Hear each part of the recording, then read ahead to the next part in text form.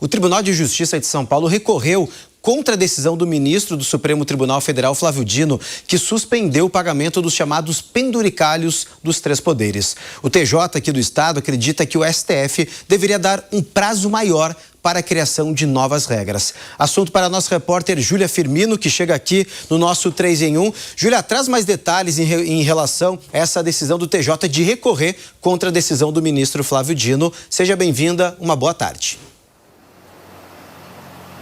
Oi, Cássio, boa tarde para você, para quem está contigo aí no estúdio, no 3 em 1 e para a nossa audiência aqui na Jovem Pan. De fato, o Tribunal de Justiça de São Paulo recorreu dessa decisão, do ministro do STF, Flávio Dino, e pediu na realidade que o STF tenha cautela e respeite o tempo do legislativo. O que o TJ também disse é que a medida pode afetar a estabilidade e a segurança jurídica, viu, Cássio? Além disso, afirmou que não é contra o teto salarial, mas quer que a decisão siga o que está previsto em lei. Isso porque Flávio Dino mandou revisar, a suspensão dos chamados penduricalhos ilegais, que são aqueles benefícios que ministros, desembargadores, enfim, recebem, que são extras e não estão previstos em lei. Dino também apresentou, entre os penduricalhos, citando alguns penduricalhos nessa decisão dele. Ele citou licenças transformadas em dinheiro, gratificações por acúmulo de função no mesmo horário de trabalho, além de auxílios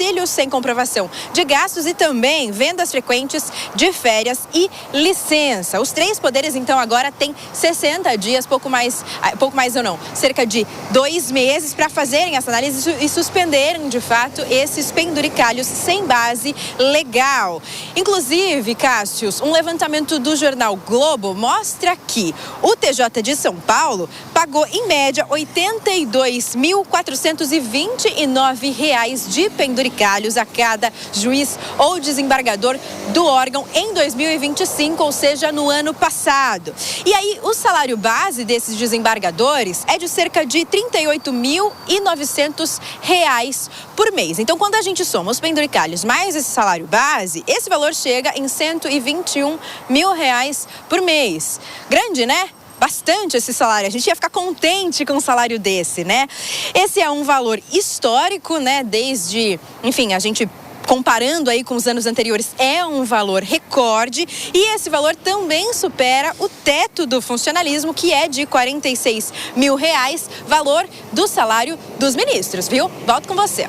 Perfeito, Júlia. Obrigado pelas informações. Lembrando, gente, que no dia 25 de fevereiro, os ministros vão debater no plenário presencial do Supremo Tribunal Federal essa decisão do ministro Flávio Dino em relação à suspensão e também o recálculo feito dos penduricalhos que são dados aos três poderes. Alan Gani, eu quero começar essa discussão com você porque é um movimento interessante, ao mesmo tempo delicado, do TJ aqui de São Paulo, que de certa forma pode empoderar outros tribunais, mas ao mesmo tempo vai contra uma decisão suprema que é do STF. Pois é, Eu até discuti aqui com o Piperno como é que vai ficar isso daí, como é que você recorre contra o Supremo, E aí a gente chegou aqui à conclusão de que pode ser que vá para o pleno, Porque é uma decisão monocrática. Agora, isso mostra, de qualquer maneira, como, de uma maneira geral, a justiça ela é bastante corporativista, Os magistrados aí atuando de uma maneira bastante corporativista. Então, é interessante que no Brasil a gente fala muito de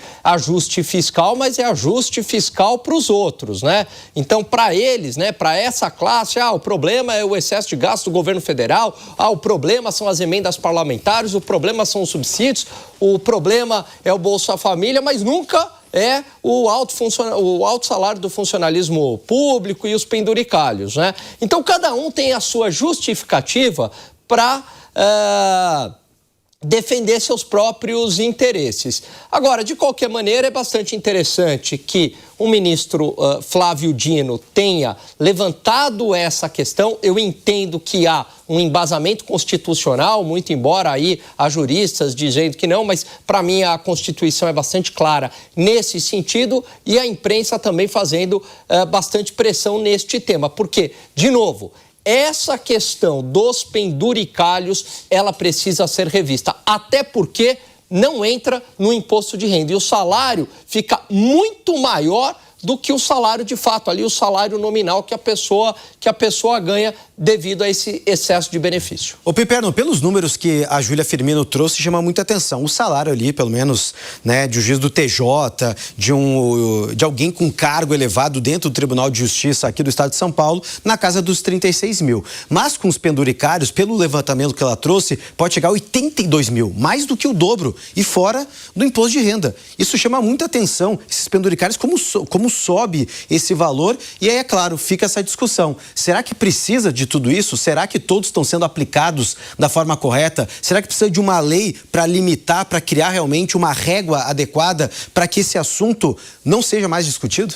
Bom, chamar atenção é um eufemismo para pouca vergonha, para uma decisão imoral. Porque vejam só, eu entendo o fato de que um ministro, aliás, um juiz, um promotor ou um procurador da desembargador República, desembargador e tal, se por acaso ele tiver o domicílio dele alterado, então, Cássio, você desembargador, você, juiz Cássio, você mora em São Paulo, ora, a partir de agora você vai ser transferido para Franca, ou se você é um juiz federal, você é transferido para Campo Grande, no Mato Grosso, ou para João Pessoa. Então é natural também que quem esteja te obrigando a essa transferência te dê uma indenização na forma de um auxílio moradia, porque você está saindo da sua casa para pagar aluguel numa outra cidade. Até aí eu acho, discutível, defensável. Mas e o resto? Quer dizer, e ainda sai do alcance do imposto de renda a troco de quê? Quer dizer, qual a justificativa para essas categorias funcionarem como autênticas castas que se estruturam em cima de privilégios? Os jornais dos últimos tempos, os principais jornais do Brasil, eles têm sido bastante rigorosos e sabe, muito informativos a respeito dessa questão, porque toda hora tem notícia, salário médio de juiz não sei aonde, no estado tal, beiram 100 mil. No estado tal, passa de 100 mil. No outro é de 85 mil. Como é que pode isso? Veja, a gente mora num país pobre em que toda hora a gente vê políticos e setores da sociedade clamarem por maior controle das contas públicas. Então, por que esse controle não tem que ser estendido a essas categorias? Isso é uma aberração nesse país tão absurdo que é o Brasil. Ô Zé Maria Trindade, eu quero te ouvir também em relação a essa possibilidade, porque daqui a 15 dias, no dia 25 de fevereiro, os outros ministros da Suprema Corte vão referendar ou não a decisão monocrática de Flávio Dino. Você acredita que essa possibilidade do TJ de recorrer pode ter algum efeito ou, dependendo do que for decidido no dia 25, não tem o que fazer, vai ter que ter um plano de revisão e, é claro, suspensão dos penduricalhos? Pois é, isso é uma vergonha antiga, já houve vários debates sobre isso. A frase que eu mais escutei aqui é o seguinte, quem acha um salário baixo é simples, vai para a iniciativa privada. Um CEO para ganhar um salário acima de 30 mil reais, olha, ele tem que ser um grande funcionário, tem que ter um diferencial muito grande. Olha, Cássio, um integrante do Ministério Público Estadual de Minas Gerais, em 2020, né? Falou que o salário era miserê. Naquela época, o salário de 24 mil reais. Miserê. Aí, isso humilha o trabalhador que trabalha 44 horas semanais e tal, para ganhar um salário mínimo. Existe essa realidade. Ninguém obriga ninguém a ser integrante do Ministério Público, do Judiciário, sei lá o quê. Ninguém coloca um revólver na cabeça e você está obrigado a ser integrante da magistratura, não. É um concurso pesado, difícil, né? E assim por diante. Mas ele é contratado exatamente para seguir as leis. E não precisa mudar lei, não precisa regulamentação nem nada. Está lá na Constituição, redundado. Três artigos da Constituição falam explicitamente do teto salarial no serviço público a qualquer tipo de denominação. As disposições transitórias, que é uma parte da Constituição que adapta a Constituição, fala explicitamente, ao artigo 17, que não há o que se falar sobre direitos adquiridos, ou seja, depois de 88, os que recebiam acima do teto, salário do ministro do Supremo, teriam que reduzir. Aí, nesse caso do TJ de São Paulo, sobre a adaptação, sobre a fase de adaptação, seria para devolver o dinheiro. A Constituição é muito clara de que não pode receber. Quem recebeu a mais tem que devolver o dinheiro, é claro. É assim com todos, é assim com todo mundo. Por que tem que ser diferente, né? Em alguns setores como a Câmara e Senado?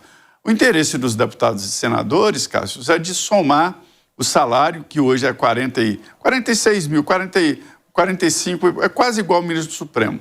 É somar o salário às aposentadorias anteriores. Existem parlamentares ali que têm aposentadorias anteriores, assim, de governador, de prefeito, que passam de 100 mil reais. Funcionários da Câmara dos Deputados ganhariam mais do que deputados, porque eles somam benefícios, somam quinquênios, somam, por exemplo, se alguém é aposentado de outro órgão, ou mesmo viúvo ou viúva, e recebe pensão, e no serviço público, só o serviço público dá uma pensão integral para o cônjuge, né? E aí soma 2 salários da Câmara, então vai para 80, 90 mil reais. Imagina um casal que trabalha na Câmara, um fica viúvo, o salário do outro que morreu passa para quem está na ativa. Somando os 2 dá um salário muito grande. Existem vários casos assim. E aí, até então é aplicado assim, no contra-cheque vem escrito artigo e tal, aí só paga até o teto, na Câmara dos Deputados. E eles querem tirar isso e pagar acima. Porque as pessoas têm o direito também de reivindicar. Se a lei manda pagar uma pensão, mas é que a outra lei manda ter o teto. Então, assim, não precisa regulamentar, não precisa nada. E o Supremo está com essa bola quente nas mãos aí, viu? Porque os juízes e os procuradores e os deputados acham que ganham pouco um salário de 46 mil reais. Bola quente é pouco, viu, Zé? É uma bola pegando fogo. Se fala muito, né? Precisa colocar o dedo na ferida disso, mas quem realmente precisa cortar esses penduricalhos não quer tocar na sua própria ferida, né? Sempre na do coleguinha do lado.